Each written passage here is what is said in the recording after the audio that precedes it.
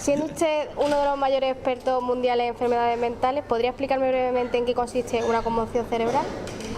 Bueno, una conmoción cerebral está relacionado a múltiples golpes que pueden ser directamente en el cerebro o en otras partes del cuerpo que producen movimientos que en el cerebro y en la base del cerebro que puede generar lesiones internas que en un tiempo prolongado es observable que tiene un efecto crónico que es muy severo y eso es lo que las hace relativamente peligrosas. Vale. ¿Y la enfermedad de Alzheimer? Bueno, mucha gente confundió la enfermedad de Alzheimer con este efecto crónico de las conmociones cerebrales, pero en realidad hay muy poco que ver entre las dos cosas, aunque ese efecto crónico que se llama encefalopatía traumática puede tener comorbidad con Alzheimer en un tiempo cercano, digamos, y puede acelerar el Alzheimer, pero los síntomas de ese síndrome que las conmociones cerebrales causan ya son subseveros y tienen muchísimos efectos de comportamiento y de memoria. Vale.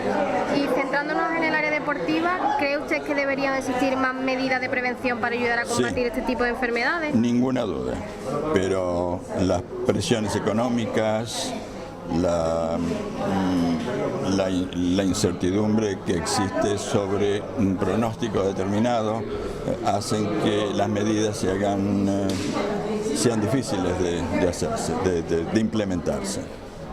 Vale. ¿Qué recomendación entonces le daría a los deportistas para prevenir una conmoción cerebral? Bueno, la primera es estar informados, porque mucha gente piensa, inclusive los entrenadores y los dirigentes, que los jugadores, tiene un problema acá, en unos 15 días, 10 días, una semana, lo que sea, se puede arreglar y puede seguir jugando porque ya no tiene síntomas aparentes. Claro, uno puede no tener síntomas aparentes muchísimas veces y no sé, el problema es que es muy difícil predecir si esa persona con ese tipo de conmociones, que son muy frecuentes, a veces se llaman subconmociones porque no se notan completamente, pueden llegar a ejercer un efecto que es crónico, pueden no tenerlo, pero en general se entiende ahora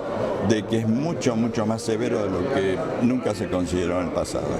Y en ese caso, ¿cómo podrían ellos entonces combatir que se produzcan y aceleren este tipo de enfermedades?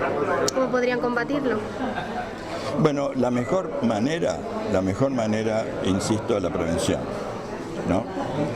Uno no tiene ningún golpe, ningún efecto múltiple, etcétera, es entender que es un problema, es el primer problema, que hasta este momento no se entendió que era un problema. Así que si empezamos por ahí, creo que eso va a ser importante. Yo creo que con el tiempo se van a tomar medidas para que esas prevenciones sean más eficaces. Bueno, ¿y cree usted que el deporte como factor externo puede impedir este tipo de enfermedades en ese caso? ¿Podría impedirla? El deporte como factor externo, por ejemplo, ¿qué circunstancias? ¿En qué circunstancias? Pues me refiero que si el deporte puede ayudar a que no se provoquen este tipo de enfermedades, si le ayuda a... Bueno, hay deportes en cual la probabilidad de que eso ocurra es muy baja y hay otros deportes en que la probabilidad de que eso ocurra es muy alta. Por ejemplo, el fútbol americano es muy alta, el boxeo es muy alta, el hockey es muy alto. Ahora se está comprendiendo que nuestro fútbol, el fútbol que se juega en Europa y en la mayoría del mundo, también tiene consecuencias, pero no quizás sean tan serias. El básquetbol, lo mismo.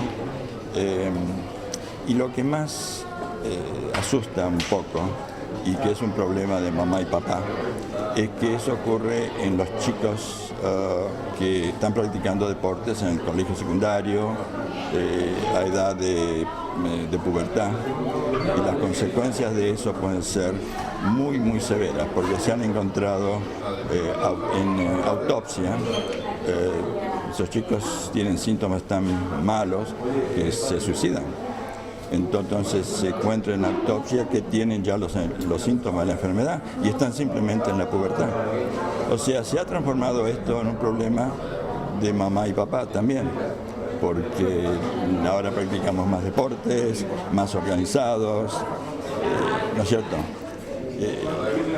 De otra manera, por ejemplo, el remo, en este club tan hermoso, es una probabilidad remota de que uno pueda tener un accidente, pero si uno tiene un accidente puede ocurrir, claro, ¿no es cierto?